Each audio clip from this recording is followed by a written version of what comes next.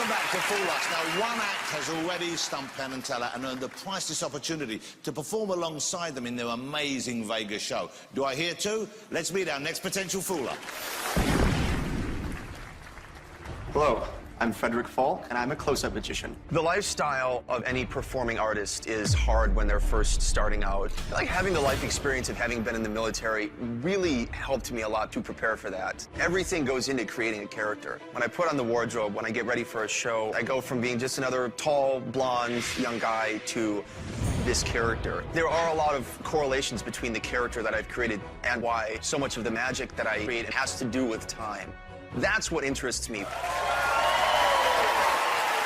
Please welcome Frederick Falk.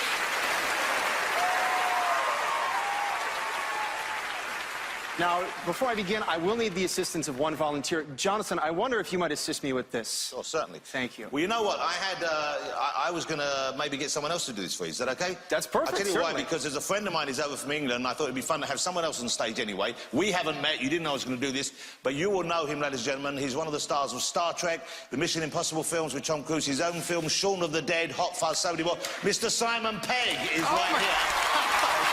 Come on, Simon. Yes. Welcome to Vegas, baby. I'll leave you guys to it. Hello, how are you going? Well, thank you, Simon. This is a treat. This is amazing. Try not to let this distract me too much. Simon, since I was a little kid, I have always been fascinated with the idea of time and how we, as humans, how we perceive and quantify it, how we measure it with clocks and calendars. Not only that, but how it affects us. So I devised this little experiment to measure just that. Now, Simon, your job is very easy. And really, the time on this watch is completely irrelevant, as you will see in just a few moments. So, Simon, all I would like you to do is extend your index and thumb. I'm going to turn the watch face down. And the reason I'm doing this is obviously so I cannot see what you're doing. And I want this to be random for you. Simon, just spin the stem on that watch until you are satisfied. And when you are, we will proceed. Okay. Okay, now push in the stem. That's very important. Make sure you feel it click. You felt it click? It went in. This watch is now set. I cannot further adjust this watch, okay? Nobody can. Now, I'm going to show you, I'm going to show the camera the time that you stopped at. Now, I realize there's two jumbotrons on either side of me, so while I do this, I'm going to face the back wall, all right? Remember this time, okay? Do my best not to see. You got it? Yes. Okay. Now, if you would please put both of your hands out in front of you, like this, but palms facing each other, like a sandwich, okay? Yep, there we go. Got it. Lift it up. I'm just going to sandwich that right in there. Now, yeah, you can put them down on the table. Okay. Whatever happens, do not move from that spot. We'll get back to you. Now, here's where the envelope comes in. I have one piece of paper, and all this has on it is a blank clock face. All right. Simon, what I would like you to do is out there in space, just imagine this clock, this blank clock, but about 40 feet bigger, okay? Okay. And just project the hands, the time on the watch that you stopped at, project the hands onto that clock, all right? Got it. And I'm writing this down in Sharpie, permanent marker, so I can't change my mind later. I'm committed to this, whatever happens. You know what? I got ahead of myself. I have a little insurance policy. If this doesn't work for whatever reason, sometimes magic goes that way, you get to keep whatever's in here. Just as a little consolation prize. I'm all about customer satisfaction. All right. Go. Okay.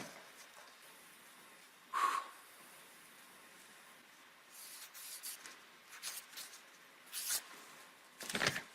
I think we got it. Now, before I go any farther, Simon, for the very first time out loud, what was the time that you stopped at, that you saw on the watch for everybody? I've forgotten. No, I think it was 10 to 5. 10 to 5, as I say. Please remember, otherwise this will be a spectacular waste of time. So, thank you for yes, thank you for remembering that. So 10 minutes to 5. So, 4:50? Yeah. Magic is a beautiful thing when it works. But every now and again, things don't go quite the way you wanted them to. Thankfully, that is not tonight. Simon, that is exactly what I got. 4:50. Thank you. Now, Simon, it's interesting that you stopped at that particular moment, and here's why, and this is where I'm getting back full circle with the way we perceive and experience time. Simon, time really, it's all in our heads, really. And the reason I know that is because there are no hands on that watch whatsoever. Look at it, take a look.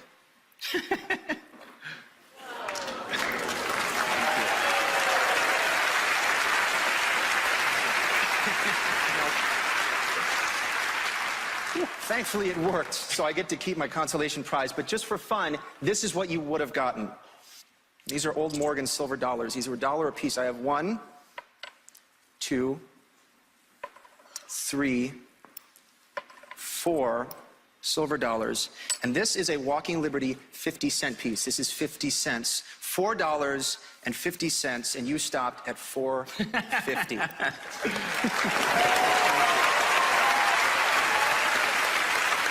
Thank you to Mr. Simon Penn. You can go back to your seat. Good job, Simon. Let's hear Frederick Falk, ladies and gentlemen. That was incredible. Fabulous work. I love the way you're dressed. It's kind of Victorian or Edwardian, gentlemen. Right somewhere in the middle, early 1900s. How long have you been doing this sort of routine with that sort of routine? When I left the military and I moved to Los Angeles and became a full-time member of the Hollywood Magic Castle, I knew I had to create some kind of character. If you do for them, what would it mean for you? You're already, I guess, fairly well established if you're over there at the Magic Castle. There were a lot of people when I was growing up and then the military, and then they said, you want to go move to where and become a member of what? So this would be a good revenge on those... Not that I'm not a spiteful person, but in a way it would be very internally satisfying. If you want to turn that camera and just say you to all of them. No, I won't do it. I'll be a good person. Oh, thanks. That makes me a better... Oh, well, thank you. Okay. Penn, would you like to give us your verdict? Yes. What really amazed us was that you actually had Simon Pegg on stage. Right? Which is pretty good.